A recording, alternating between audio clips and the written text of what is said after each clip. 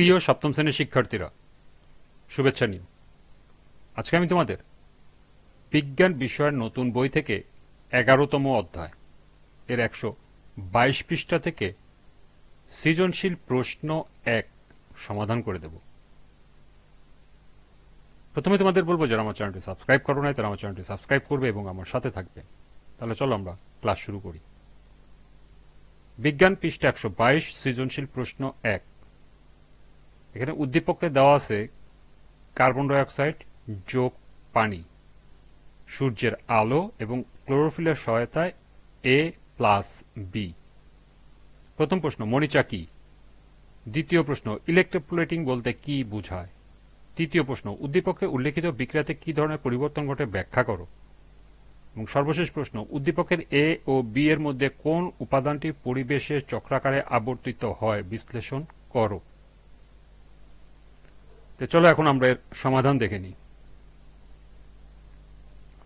প্রথম প্রশ্ন ছিল মরিচা কি?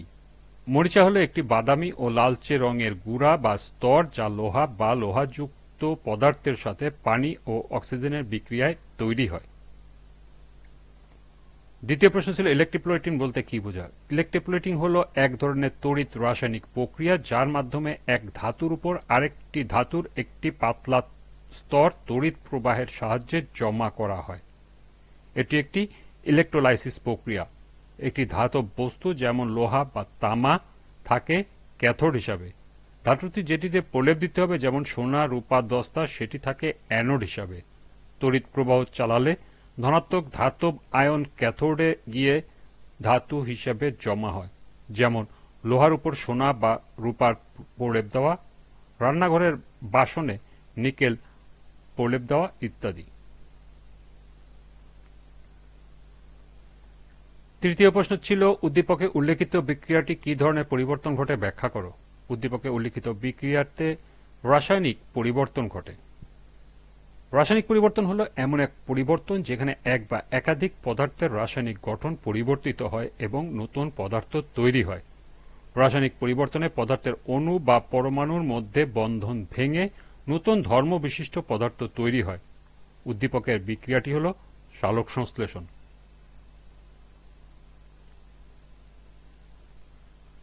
সালোক সংশ্লেষণের মাধ্যমে গাছপালা তার ক্লোরোফিলযুক্ত কোষে সূর্যের আলোর সাহায্যে বাতাসে থাকা কার্বন ডাই অক্সাইড ও পানির অর্থাৎ জলীয় বাষ্পের মধ্যে বিক্রিয়া ঘটিয়ে গ্লুকোজ ও অক্সিজেন উৎপন্ন করে। সালোক সংশ্লেষণে উৎপন্ন পদার্থ অর্থাৎ গ্লুকোজ ও অক্সিজেন বিক্রিয়ক পদার্থ কার্বন ডাই অক্সাইড ও পানি থেকে সম্পূর্ণ আলাদা ও ভিন্নধর্মী। এটি একটি রাসায়নিক পরিবর্তন। সুতরাং বলা যায় উদ্দীপকে উল্লেখিত সালোক সংশ্লেষণের বিক্রিয়াতে রাসায়নিক পরিবর্তন ঘটে। সর্বশেষ প্রশ্ন ছিল উদ্দীপকের A ও B এর মধ্যে কোন উপাদানটি পরিবেশের চক্রাকারে আবর্তিত হয় বিশ্লেষণ করো। উদ্দীপকের বিক্রিয়াটি সালোক সংশ্লেষণের। এই বিক্রিয়ায় রাসায়নিক সমীকরণটি হল কার্বন ডাই অক্সাইড যোগ পানি, সূর্যের আলো এবং ক্লোরোফিলের সহায়তায় তৈরি হয় গ্লুকোজ যেটা উদ্দীপকে দেওয়া আছে A যোগ অক্সিজেন যেটা উদ্দীপকে দেওয়া আছে B।